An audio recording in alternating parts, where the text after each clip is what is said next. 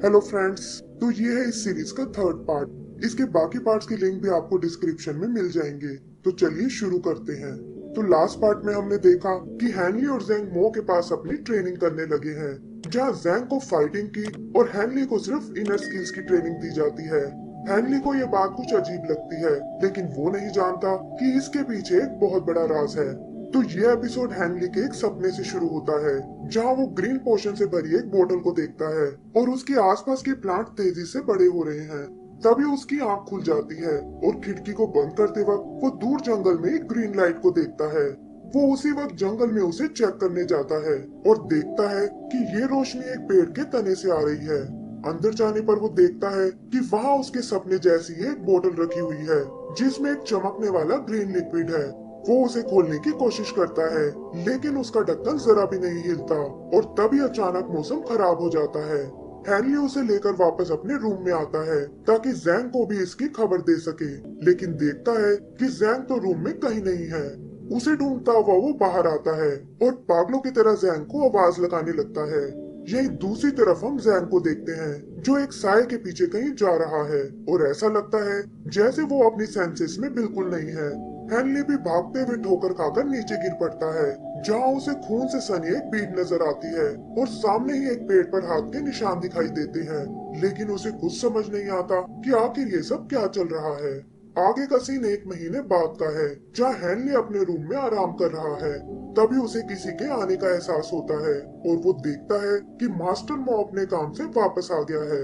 वो उन्हें जैंग के गायब होने के बारे में बताता है और मो कहता है कि मैं इसके बारे में जान गया हूँ। उसके हिसाब से जैंग अपने घर वापस चला गया है, क्योंकि उसे अपने फैमिली की बहुत याद आ रही थी और अब उन्हें उसके बिना ही रहना होगा। आगे मो उसे अपने नए साथी आयरन स्लेव से मिलवाता है और कहता है कि ये यहाँ हमारी प्रोटेक्शन करने आया है। फिर वो हैनली की एनर्जी को चेक करता है और हैनली की नजर उसके ब्रेसलेट पर जाती है, जिसमें से एक बीट टूटी हुई है। और ये देखकर वो अपने पास रखी बीट को छुपा लेता है। वो मो से कहता है कि काम की वजह से इस बार में कोई प्रोग्रेस नहीं कर पाया, और ये सुनकर मो को बहुत गुस्सा आता है। वो हैनली से पूछता है कि तुम्हें क्या लगता है कि मेरी क्या उम्र है, जिस पर हैनली उसके 70 के होने का अंदाजा लगाता है। लेकिन मो कहता है कि मेरी उम्र अभी बस 37 साल की है, और ये सुनकर हैनली को विश्वास नहीं होता। तब मो उसे बताता है कि सालों पहले मैं मार्शल आर्ट का बहुत बड़ा मास्टर था और लोग मुझे गोस्ट हैंड के नाम से बुलाते थे, क्योंकि मैं हाथों से ही किसी की भी जान ले सकता था। फिर एक दिन धोखे से किसी ने मुझे जहर दे दिया, जिससे मेरी जान तो नहीं गई, लेकिन मेरा इनर कोर हमेशा के लिए बर्बाद हो गया। इसे रिकवर करने का बस एक ही तरीका था कि मैं किसी और की एनर्जी को अपने अंदर संभालूं, जो मेरी लाइफ पावर बढ़ाने में मेरी मदद कर सकती थी। इसके लिए मैंने बहुत से लड़कों को ढूंढा, लेकिन कोई भी उस लेवल तक नहीं पहुंच पाया। और तब मेरी मुलाकात तुमसे हुई और तुम्हें देखते ही मैं समझ गया कि तुम बाकी लोगों से बहुत अलग हो और इस काम में मेरी मदद कर सकते हो। आगे वो बताता है कि मेरे पास जीने के लिए बस एक ही साल बचा है, और उससे पहले तुम्हें अपने लेवल को और बढ़ाना होगा, ताकि मैं तुम्हारी की एनर्जी को अपने अंदर ट्रांसफर कर सकूं। हैनली उसे समझाता है कि वो अपनी तरफ से पूरी तरह कोशिश कर रहा है, लेकिन ये प्रोसेस बहुत ही स्लो है और उसे नहीं लगता कि इतने कम टाइम में वो इसे मास्टर कर पाएगा।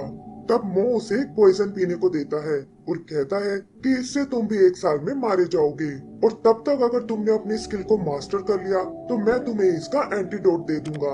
हैनली ऐसे पागलपन के लिए बिल्कुल तैयार नहीं होता, लेकिन मो कहता है कि इसके अलावा तुम्हारे पास कोई चॉइस नहीं है। फिर उसके इशारा करते ही आयरन स्लेव हैनली को पकड़ लेता है, और उसके लाख कोशिश करने के बावजूद वो लोग जबरदस्ती उसे वो पॉइजन पिला देते हैं। वो हैनली को वॉर्न करता है कि अब हम दोनों एक ही नाव पर सवार हैं और तुम्हारी मेहनत ही हमारी जान बचा सकती है। वो उसे अपनी लाई कुछ हर्ब्स भी देता है, जो उसकी कल्टीवेशन स्पीड को तेज कर देगी, और कहता है कि इस बार मेरे वापस आने तक तुम्हें अपनी स्किल्स को इम्प्रूव करना होगा। हैनली के पास अब कोई चारा नहीं होता और उसे ना चाहते हुए भी मो की बात माननी पड़ती है। वो उस एंटीडोट को ढूंढने की बहुत कोशिश करता है, लेकिन वो उसे कहीं नहीं मिलता। उसे मो की चालाकी पर बहुत गुस्सा आता है और वो समझ जाता है कि अब उसकी स्किल्स ही उसे इस प्रॉब्लम से बचा सकती है।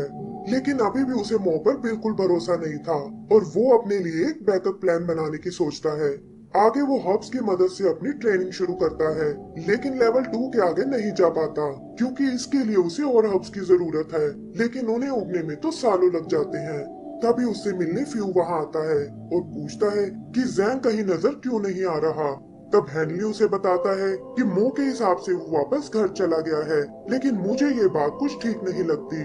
फ्यू उसे घबराया हुआ देखकर साफ साफ बोलने को कहता है, लेकिन हेनली उसे इन सब में नहीं घसीटना चाहता और सिर्फ इतना कहता है कि 6 महीने में तुम्हें मुझे कुंग-फू सिखाना होगा। फ्यू कहता है कि 6 महीने तो बहुत कम टाइम है, लेकिन फिर भी वो अपनी तरफ से पूरी कोशिश करेगा और ये कहकर वो वहाँ से चला जाता है। आगे हम हेनली को आराम करते हुए देखते हैं और तभी उसे मिली वो ग्रीन बोतल फिर से चमकने लगती है। वो एक बार फिर उसे चेक करके देखता है, लेकिन इस बार उसका ढक्कन आराम से खुल जाता है और उसमें से अजीब सी स्मेल आ रही है। यहाँ उसे अपना सपना याद आता है और उसे डायरेक्टली पीने से पहले वो पास ही रखे एक प्लांट पर उसे टेस्ट करने की सोचता है। बहुत देर इंतजार करने के बाद भी प्लांट में कोई चेंज नहीं आता और हेनली इसे बेकार समझकर सोने चला जाता है। सुबह आँख खुलने पर वो देखता है कि पोषण ने उस पौधे को एक पेड़ बना दिया है। ये देखकर उसे एक आइडिया आता है और वो इस पोषण को पानी में मिलाकर उसे अपनी हर्ब्स पर छिड़कता है। इसके असर से जल्दी ही वो हर्ब्स बड़ी हो जाती हैं और हेनली उनसे ढेर सारी कल्टीवेशन पिल्स बना लेता है, जो उसकी स्किल्स को इम्प्रूव करने में उसकी बहुत हेल्प करती है।